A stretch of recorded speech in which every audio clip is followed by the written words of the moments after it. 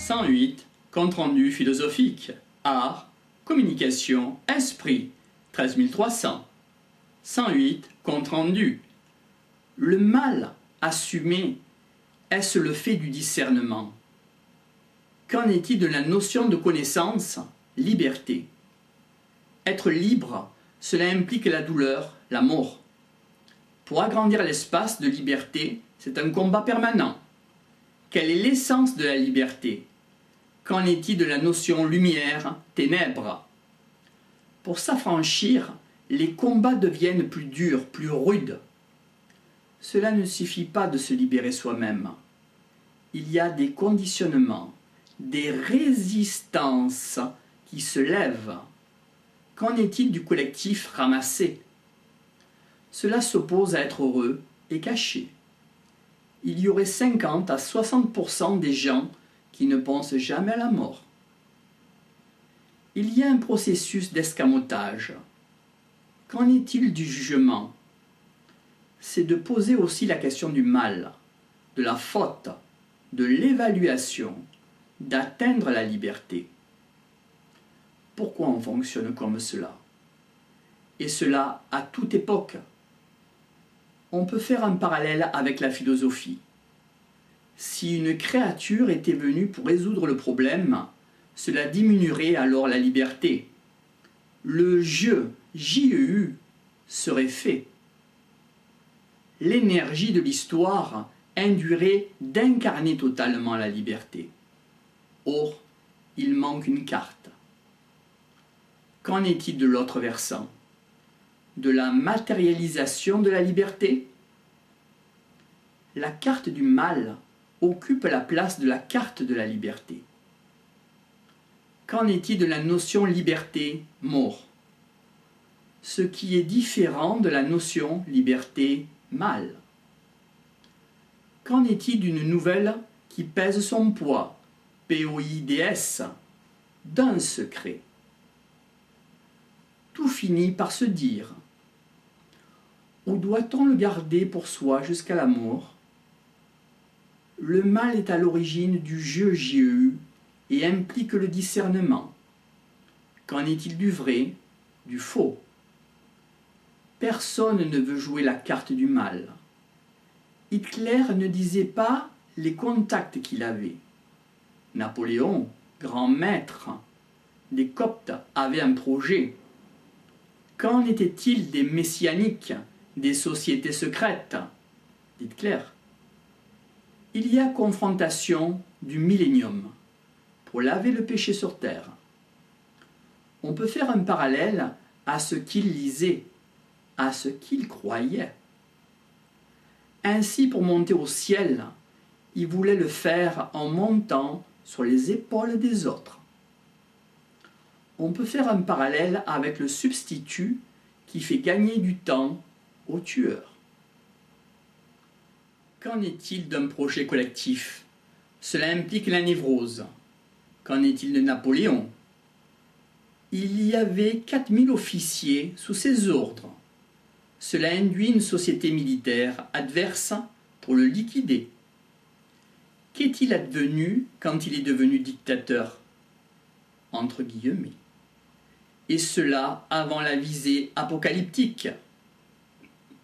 Il est entré dans le jeu JEU, puis il ne joue plus le jeu JEU, il a basculé.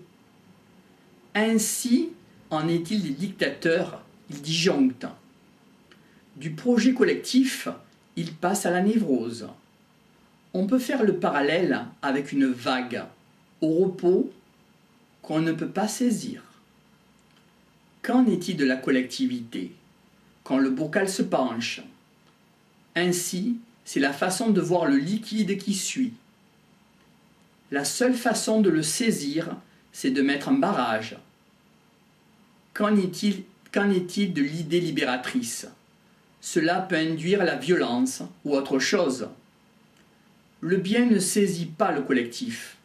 On ne peut pas l'arrêter. Qu'en est-il d'une vague? Cela induit qu'on construit à la hâte des remparts. Quel est le rapport au collectif? C'est là où on l'attend l'être humain. Qu'en est-il de la démocratie, de la non-violence?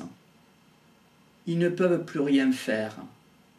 Ainsi, pour certains intégrismes, le liquide veut un barrage. On sait qui est qui. On trouve des repères. Cela s'oppose à la démagogie, au fait de faire plaisir à tous. Qu'en est-il des lobbies, des groupes de pression? Qu'en est-il des démocraties molles? On voit qu'on est passé à côté. On ne peut remonter qu'à contre-courant. Notons qu'on pourrait dire qu'avec la violence, on aurait l'impression de se situer mieux. Cela induit de ne pas poser le problème du bocal lui-même. Ainsi, la violence brouille les cartes. Cela permettrait de différer ce que l'on a en soi. Qu'en est-il du paradoxe? L'humanité existe car il y a de la violence. En milieu fermé, on fabrique du gaz carbonique pour créer de l'air. Dans un cercle fermé, l'humanité meurt. Par exemple, si dans une serre on met 4 ou 5 personnes, alors l'air devient irrespirable. L'être ne peut pas exister dans un cercle fermé. Remarquons, tout le monde attend, avant de sortir une histoire sordide. Tu fabriques plus de gaz carbonique que moi, semble-t-on nous dire. On peut faire un parallèle avec le racisme. C'est un prétexte pour s'échapper. Une humanité sans violence, c'est le versant opposé de la liberté. Qu'en est-il de Jésus et de son rapport à la non-violence? Ainsi tendre la joue, on ne le comprend pas. La liberté, on ne la comprend pas. D'où la fin en croix, CROX, lors de la crucifixion. Qu'en est-il du jugement? On peut faire un rapprochement des notions différentes d'idées fondamentales qui ont un rapport avec l'être humain, comme le mal, la faute, la culpabilité, le jugement. Il y a une condamnation du jugement qui existe dans les philosophies, d'où cela implique l'humanité, donc la sueur, la douleur, la mort. Car le risque de l'arbre de la connaissance, qui n'est jamais fini, est à la base de la philosophie. D'où un plus de liberté. Qu'en est-il de ce paradoxe? Le serpent est un instrument du mal. Il va nous tenter, nous donner envie de quitter la béatitude, pour le fait de s'interroger. Qu'en est-il de la notion vrai, faux? Il y a déchirure du ciel, d'où des châtiments, des textes. Quelle est la véritable nature de cette condamnation? L'humanité est témoin d'une vérité, d'un instant métaphysique. Nous avons basculé dans la mort. Nous avons été enfermés dans un corps correspondant à chaque entité individuelle. Est-ce une sécurité ultime? Qu'en est-il de cet alibi frappé par le ciel? Qu'en est-il de la soumission pour que nous vivons? Est-ce une façon de se masquer par la connaissance? Cela induit d'avoir su ce qui nous tentait de sortir de l'arbre de vie, et donc d'être allé vers l'arbre de la connaissance. Quelles sont donc les racines du bien et du mal? Ainsi l'humanité, par Adam et Ève, où s'achemine-t-elle? Qu'est Adam? C'est un corps constitué par le limon de la terre. C'est un point de jonction redoutable à assumer.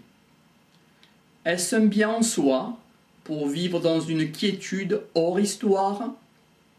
De nourris, logés, chauffés, nous sommes devenus croisement.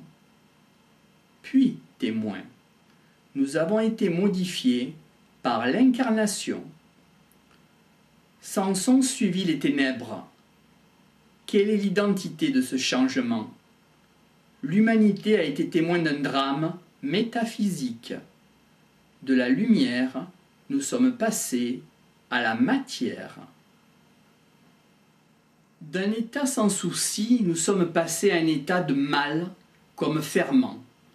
Il y a eu basculement. Le principe éclairant s'est précipité en principe de chute. Nous avons sombré dans l'obscur. C'est un même principe, celui qui nous éclaire et qui peut nous assombrir. Notre espace a cette jonction. Nous allons vers ce mal. On peut faire un parallèle avec le serpent qui a tenté la femme.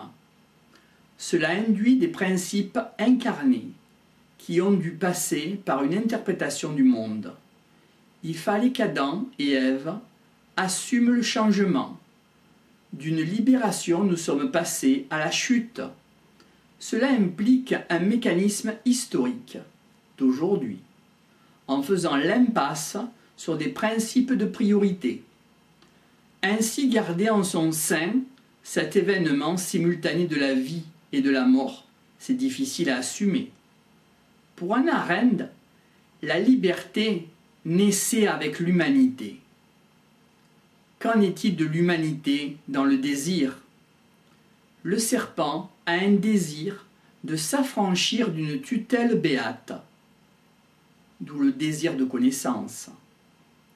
Cela va permettre à l'être humain de trouver une liberté. Qu'en est-il du choix? Qu'en est-il de la liberté au système tout entier? Le combat de la liberté, son développement, c'est par rapport à l'originel du mal. Le serpent suggère de changer d'arbre. De celui de la vie, de passer à celui de la connaissance. La connaissance implique la douleur, la maladie, la mort, mais aussi le bonheur. On peut faire un parallèle avec la connaissance qui affranchit l'esclave. La liberté est venue par le mal nommé par les êtres humains. Ainsi, une odeur de soufre entoure la connaissance. Qu'en est-il de s'interroger? Quand on s'interroge, les malheurs du monde nous tombent dessus. On peut faire un rapprochement avec Prométhée et les malédictions du ciel.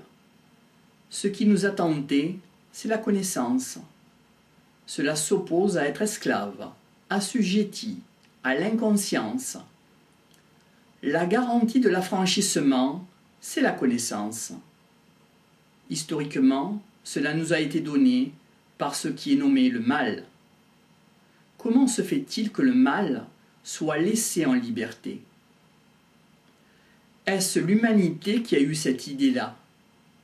Le mal n'était pas le mal, une mauvaise interprétation de l'humanité, une promesse à venir de la liberté. Qu'en est-il de cette promesse? Cela induit de pérenniser en principe du mal. Cela s'oppose à se noyer pour que l'humanité soit libre, autonome.